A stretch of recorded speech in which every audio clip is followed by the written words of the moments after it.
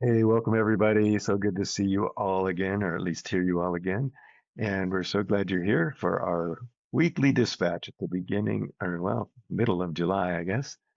And we are glad to have Sam back with us again, and Woohoo! we get to have Glad to be here again. Uh, all of our wonderful voices. And so one of the things that's been on our minds, my mind, and I passed it on to these folks, is an article I read um, that was talking about the impatience we have. Kind of, first of all, the way in our culture, our society, we give ourselves so much to do. We expect so much of ourselves, and then we expect so much of everybody else. It's just this fast, fast, fast, get it done culture. And the way that manifests, especially for people who are older or people who are disabled in any way, is a kind of ageism, ableism, where people get pissed off. You know, like if you're in line behind somebody at the grocery store and they're taking too long to, find their money or whatever, people get angry and they like, come on, hurry up, speed it up. Um, Instead of just being compassionate and saying, "Hey, can I help in some way or something?" So there's options here, and we just thought we'd talk about that a bit together and what how that manifests in our lives and how it might manifest in yours. Yeah, I have some thoughts because I experience that on both ends. I don't think that I don't have an active social life outside of my home, but my home keeps me really busy, and I get frustrated with myself that I can't keep up. That I am older now, and the 23 things that I could get done before 7 a.m. 10 years ago, I can't get done in a year anymore. Right? Like it's like I have house projects and every day I see them and I'm so impatient and I'm sad about it. And I try to get to Yeah, them and it's really hard. And I understand like there's also shame with this, right? Like I can't keep yeah, up and I don't want anybody to see how behind I am. mhm, And I think that that is a something that happens as we age sure. and the young people are, moving fast and and it's kind of embarrassing. We want to do what they do. Young man, what do you say? um, I would say that uh, I may not have the best representation because I spend a lot of time with aging and retired people. And so Mhm, I Mhm. live a half retired, very slow paced life most of the time. And then I Yeah, have these bursts of energy. So I don't live that conventional sort of pace. But right. I do I would say also that the the pressure to move fast and dealing with that is also part of younger generation work. And mm, there are concerted efforts to slow down. mm, That's Uh, right. There are. yeah. and there's a whole movement in youth culture in China and Japan. Mhm. Mhm. I think in China it's called the lying down movement. And it's Yeah. fully rejecting the idea of increased productivity Mhm. Mm, and this like boom, boom, boom, do it all the time, be, productive. And we have a lot of that in this country. And I think there's a lot of young people who are checking out mm, Mhm. or checking in a different way because no matter how fast you move, it sure. doesn't show the fruits that Yeah. we're promised, that we're told. The faster I go, the behinder I get. Right. Right. Mhm. Mhm. Yeah. And there's this. And Go ahead. Sorry. oh no, please go. Well, I was going to say, reflecting on what Ana Luisa said, there's this sense of because or with that shame comes this sense of distress all the time. Like I'm stressed because I'm Mhm. not getting these Mhm. things done, and Mhm. I'm expected to get these things done. And how are people going to think of me if I don't get these things done, or who's going to be mad, or who's Right. going to think I didn't do right, or who's going Right. to judge Right. me? Yeah. So that creates an ongoing pressure, stress on ourselves, which It wouldn't does. be And nice. I like that the young people, I mean, my daughter's like, I'll try to go as analog as possible. She's still doing her web stuff, but she moves, and because of her health, she can't move very fast. She has Yeah. to really prioritize how much she can do in a day. Otherwise, she's spent for a few days and has to figure out how to resource herself. So, she's in that she's modeling for me to do less. Although, we're still working on dishes. So, there's some things that mama still has to do, right? Cook and clean and such. So, and, I was thinking about the times when both my kids have taken my phone out of my hand because I'm not going fast enough. I can't see the thing. I'm losing my sight, Mm, and I don't spend a lot of time on some apps or whatever. And so I don't instinctively know where to look for things. And there mhm. is an impatience, right? Which Sure. occasionally I'm like, like as I've had a toddler, I'm like, whoa, whoa, let me figure this out by myself because I need to learn. And then, juxtaposing what I'm going through with the young people are moving with, our elders right now are the generation between like what is it? Like are the boomers are 60 to 80 right now, right? Yeah. Yeah. And so I'm sure there's a lot of loss of agency and as our joints and our hands get, they hurt, you can't move your hands to do the things that most people are doing quite, with facility.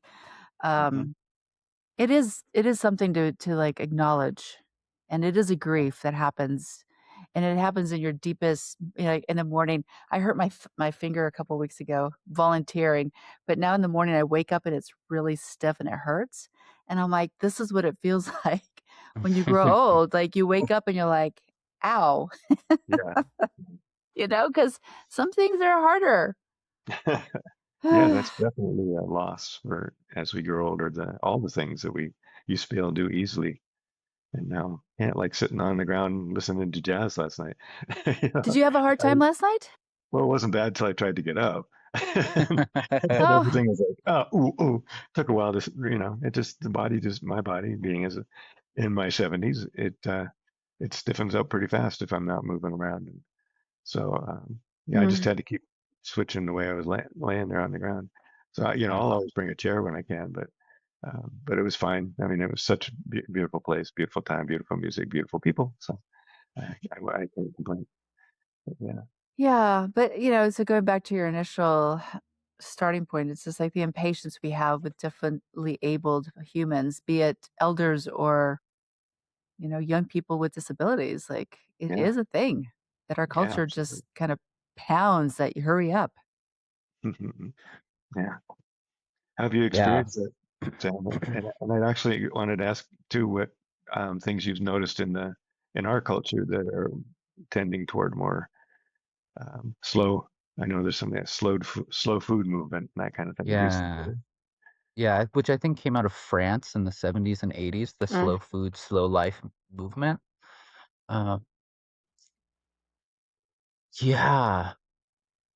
And I think it's a tension point because I think you're right, there is that impatience. And there's survival based on moving fast. Um, but when you were talking, I was thinking about a story or this experience that I've had recently with a dear elder friend of mine, Northern Washington, who uh, was a prolific actress Mm, and had a stroke a couple years ago, mhm, and and that grief and frustration at losing agency, facilities, faculties, autonomy, use of your body, your I hear more and more uh, body rebellion. The body is rebelling against me in this moment, and not being able to walk as well or experiencing intense fear yeah, at the body not doing what What we demand. it's supposed to, what we demand, what it's Right. supposed to do, Yeah. and and with in the aftermath of a stroke and how that affects emotional Mhm. um capacity, things like that, to hang out with this person. I stayed with her for 2 weeks um, up in the San Juan Islands, and I used to drive her to appointments, and we have a good rapport in navigating these moments of frustration, like walking through the grocery store, things like that. Um, to witness and hold and be patient with Yeah. somebody that's just like, oh, fuck my body. Like, I I Mhm. hate this. Yeah. I Mhm. hate where I'm at right now, and to just be so raw about it, and to breathe with that. Breathing, take a deep breath when your aging friend, parent, family member, whoever is taking a little longer on their phone or navigating technology, take a breath. Yeah. Yeah. Take a breath. Take a breath and also going back to your friend and myself and everybody as you were talking, I realized like in this culture specifically in the United States, the metric for health is always based on 20s to 30s, right? Like it is in your prime of physical mobility, the assumption that your brain, your brain finishes growing by 23 to 25. So like, between 25 and 30 is probably like the youthful moment. And beyond that, it's like you're shifting, you're growing. And I think that if we remember that the metric for a 57-year-old is this, for a 70-year-old it's this, then we're doing great, right? Yeah. Like Yeah. I'm not moving as a 25-year-old and I don't want to be moving as a 25-year-old. I really like being an older woman and I can't begrudge my stiffness of joints because, I'm doing pretty good for my age. Like it's Yeah. okay. And based on your friend who had, you know, a kind of a cascade of physical impairments, she's out there with you too, right? Like, She's so doing her best. Yeah.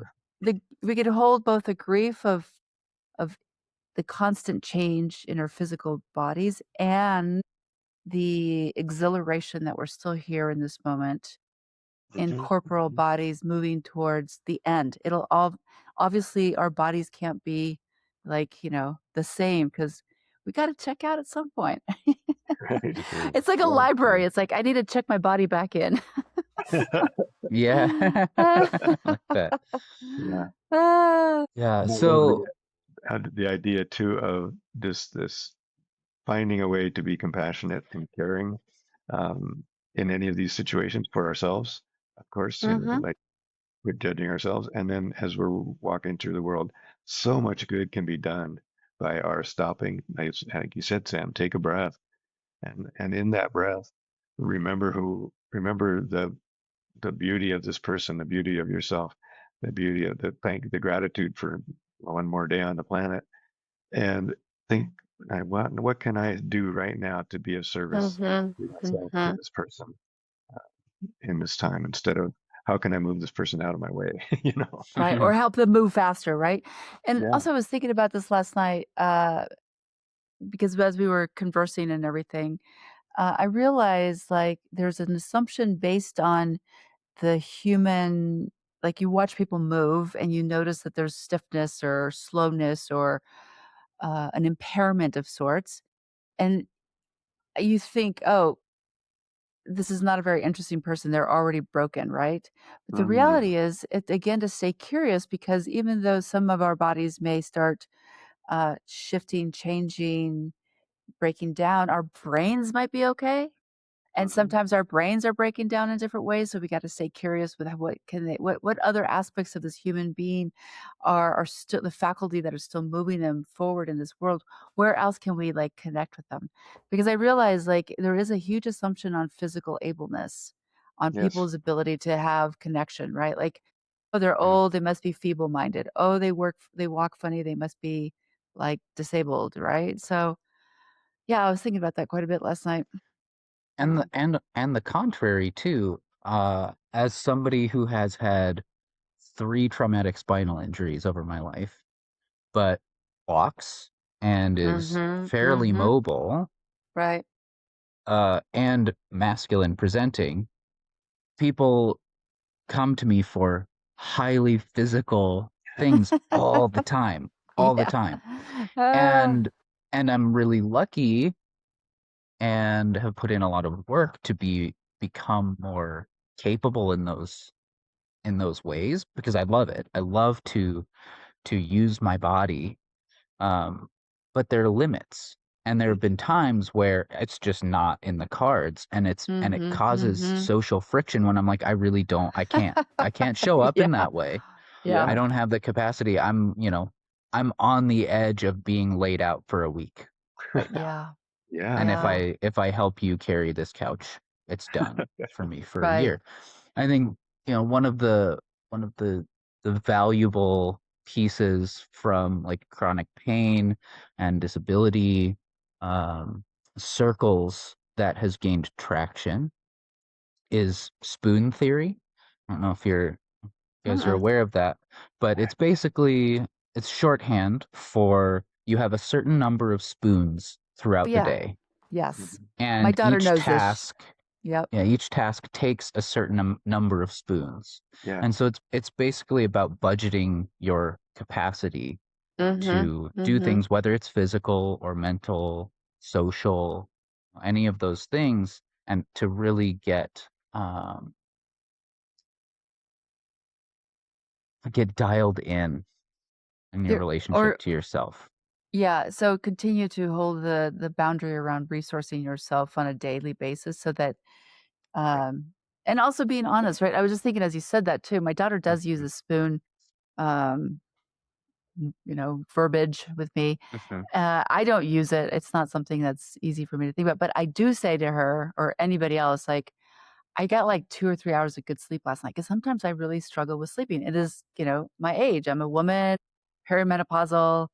Like, some days I make plans for tomorrow. I'm gonna go do like 5 different things around the house, and I'm gonna get the laundry done. I'm gonna go make meals, whatever, and I get 3 hours of sleep, and I just slog through the day, and I'm just like and then I really do have this very self-loathing around, like, "Come on, like, you should be able to, like, do it," but I'm tired, I'm exhausted, So, also recognizing that every day is different for a lot of us Yeah. and checking in as a friend and saying, "Hey, so how are you feeling? Can you go for a walk or can you help me move a couch?" Maybe not today. Maybe not Oh, today. Yeah, that's really important that honesty with yourself and that compassion with yourself to like know how many spoons do I actually hold today, right? What is in my how resourced am I? We talked about that with students from Chi yesterday a little bit because we were both teaching a class about end of life, and it came up a couple of times that if people are going to be companioning with others, they need to make sure they're resourced before they begin right. that. Right? They need to check in and say, am I resourced right now to be here and present and do this work? Or if I'm not, can Yeah. I be honest about it? Yeah. I need Yeah. to be honest about it and step away or just say, I can't do it right now. Maybe here's somebody else who could, whatever. Mhm. But that's Mhm. so true everyday life, and Yeah. you're right. It also puts us in often, I find myself in the same way, actually, Sam, because I'm large person and tall. Everybody always wants me to lift shit up. Yeah. Yeah. Yeah, would you put this on the top shelf? Yeah, which Yeah. is great, no problem. Until, Yeah. the day that my arm's sore, and I'm like, no, sorry, Right. not gonna happen, Yeah. Yep. Um, Yep. Well, but and the other piece of that, so physically, we need to make sure like we have enough rest, we have enough water, we have enough food, we're able to, physically move into spaces.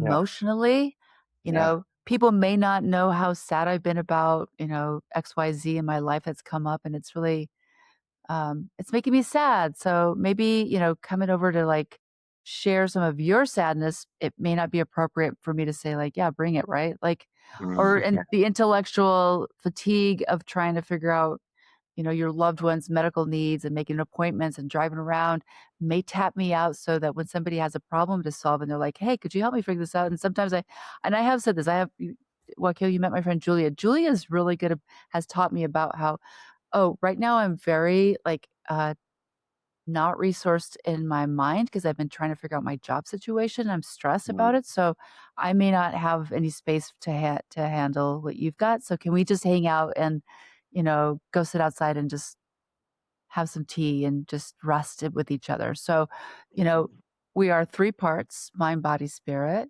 and those three parts also need resourcing. Yeah. And, to say to your friend, are you available? Not just physically, but, "Hey, like, I actually got a text this morning, like, somebody really wants to talk to me and said, "Hey, I wanted to tell you, like, overall the trigger warnings for this. Are you ready for this?"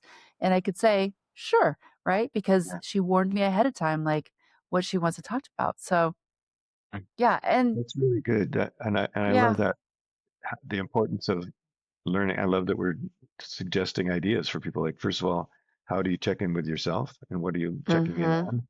And secondly, mhm. how do you reach out to others? And what maybe Sam, do you have any ideas of good ways that you found at work for yourself or for touching in with other people about? Like, I love the idea of trigger warning. I'm going to talk about this. Are you resourced for this or not? Yeah. Mhm, Yeah, mhm. yeah, yeah. I mostly I want to say that Annalisa, your friend, sounds like she has amazing boundary communication skills, She really and does. She really has taught me so much. I am impressed with her.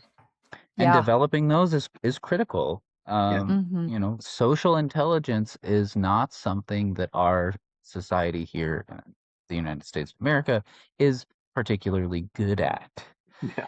right, but it right. is critical for like foundational communication, navigating these things. Um, Taking care of each yeah, other. taking care Mm, of each other. Yeah, consent culture is a great place to start. Yeah. Is mhm. do you have capacity? Can we engage on this? Right. Can I have some emotionally heavy things on my heart? Do you have Yes. space to hold that right now? Yes, yes. I'm gonna stretch Things out, like that. just a little bit more in this because we do talk about death and dying and, after death care. One thing that my friend Julia has also really taught me about is sometimes I'm like, "Hey, let's just go grab a glass of wine at the corner or whatever." And she'll say, "Financially, I'm not in a good place. So, are you capable of like taking me to this place yourself? Like, can I pay for it? Or, Hmm. or can we wait and do something else or do something free?"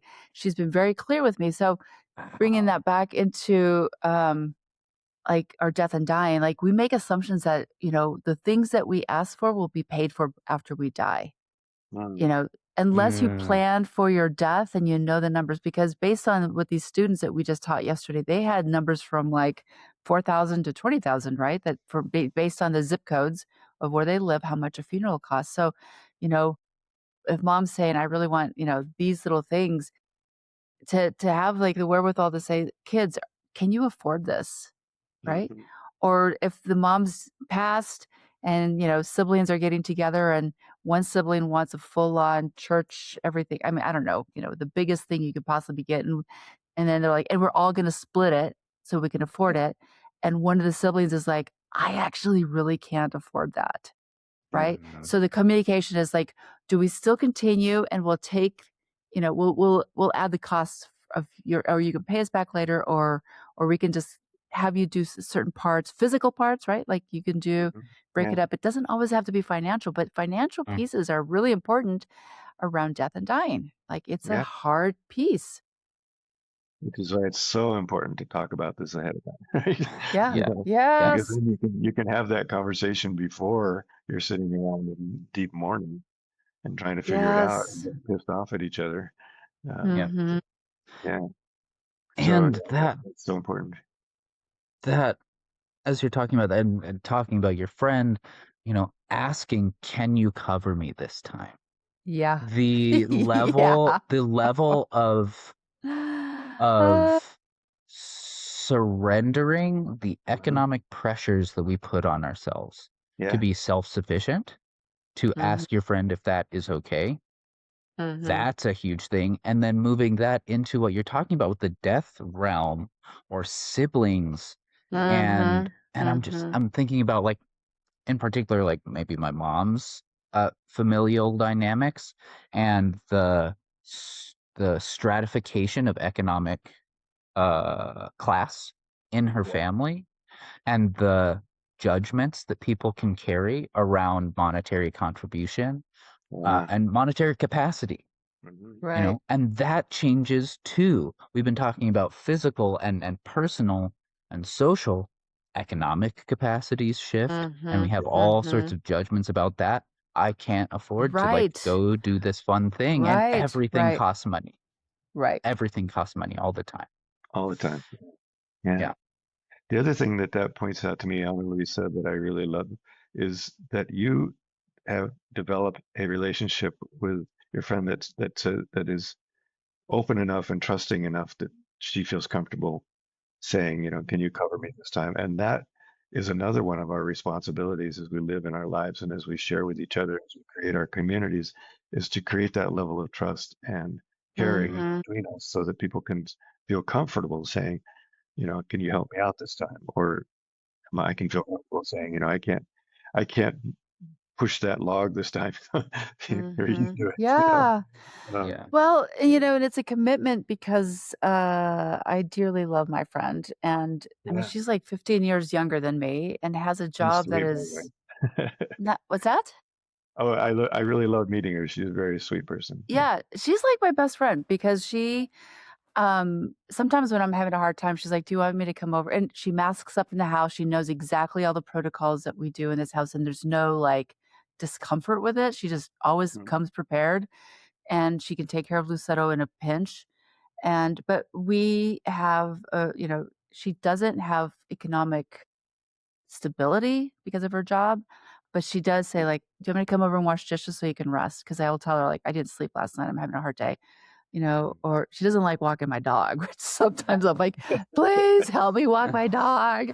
But, the other thing is I set aside I don't tithe to a Christian organization, and I don't have monies that I set aside for a religious something, but I do set aside the same amount of money every month that goes to anybody that it comes into need, right? And so I told her mm, 2 years ago, I said, "Everything's getting more expensive. If you need groceries, just come grocery shopping with me and we're gonna just call it good. If you need uh, help with, like, electric or whatever, no questions asked, just say, 'I need help this month.'" mm, And so, yeah, so our relationship has been, like, she's she gives me so much by showing up and being able to take care of me sometimes, and I can yeah, financially support her in times when she's like, "I don't know how I'm gonna make it." So, yeah. yeah. That's But beautiful. I mean, it's, even with friendships, sometimes it happens that it's discomforting to like talk about financial pieces or like talking to Wendy yesterday about our bodies. Like Mhm, friends just do not get really clear about the reality of how we're inhabiting our world. And we pretend, oh, we're good, we're good. mhm, mhm. Don't worry about me. Don't worry about me. I got this. Yeah, yeah. I mean, one of the things we hear often, and when we're talking to people about what they fear at the end of life, is being a burden, right? There's that stigma around if you're a burden Mm-hmm. to somebody, you're not a good person anymore. You're now something less than a perfect person, and for that reason, maybe you should just take your own life, or maybe you should, whatever. Right. But that comes up a lot, and I think that's part. I think that's part and parcel of the same shame and the same cultural expectations that we're talking about today, of just not being able to be patient and be loving and being compassionate for people wherever they might be, Mm-hmm. age-wise, ability-wise, anything. And not assuming, like Sam, you're saying, not assuming that just because somebody presents as able-bodied and Yes. that there's not something going on, because how many times have we heard about people with invisible disabilities? It's Mm-hmm. quite common, actually. Mm-hmm. And more common, Yeah. Mm-hmm. to talk about the complex of the world that we live in right now. Yeah. We have a rise of autoimmune and chronic Yeah. illnesses in young Yeah. people. You know, Yes. there's the COVID of it all, and Mhm. the increase. I mean, just that, and like environmental degradation, chemical degradation, microplastic, blah, Mm. blah, blah, blah, blah, Well, that, emotional. Yeah. you know, emotional that you have more and more young people who are like at risk of heart disease and stroke, and dealing with these like chronic inflammation and endocrine immune system things that limit all of these things that we're talking about. Hopefully that creates not adversarial, like, well, I'm struggling too dynamics, but Mm, as we younger people uh, are working with these things and watching and companioning this huge part of our population, the boomers moving into end of life, that it creates a compassion. Mm. mhm. Mm-hmm. And I am seeing that in some Yeah. places where younger people with capacity limitations, especially physical or whatever, living and companioning elders who are moving into that as well or are in that, Mm-hmm. and Yeah. then you can combine your limited Mm. abilities to help each other out in some That's ways. so beautiful. I Um, love that. Yeah. and so Yeah. that plugs into that greater complex too, thinking about that pace. We were Hmm. at the beginning and talking about the fast pace, and the world is also accelerating, and Yeah. productivity pressures are accelerating. And one of the pieces around disability justice and uh, oh, what's the word I'm looking for? Anyway, around accessibility and inclusion, uh, with those things and radical politics and economics, is that when the social pressures, like think cost of living is skyrocketing, Yeah. Yeah.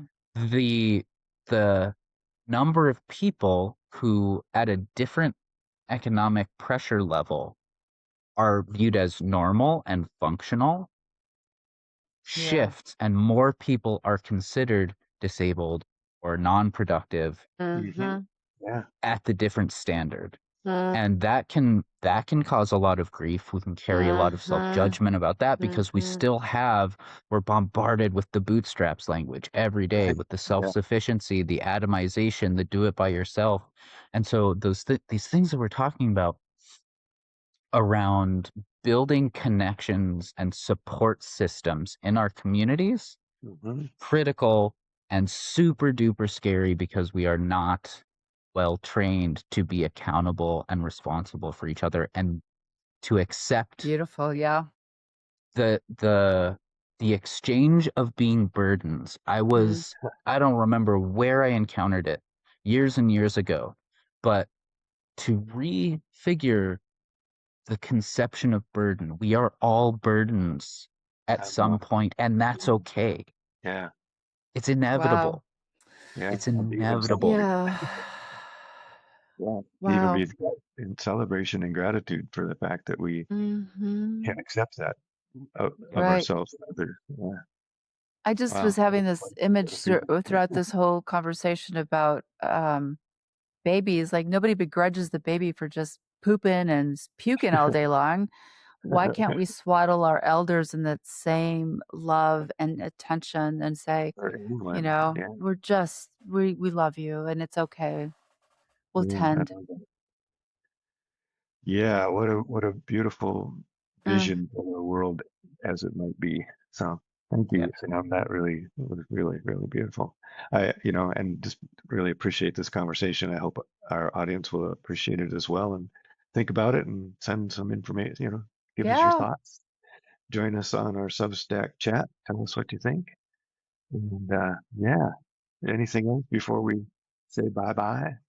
No, just I just want to make sure that if people are feeling overwhelmed with all this new information, that they will take a breath and ground down and realize like it's just. And I love how Wakil's like just take another step. It's okay.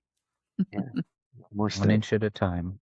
Yep. So All right. thank Well, you. yeah, thank you Adios. to do subscribe and watch our other stuff and yeah, tell all your friends. We love it and liking and all that stuff. So we appreciate you all really very much and would love to have conversation. So adios. Yes. Blessings. Adios. Adios. Grief and loss, conversations about the end of life.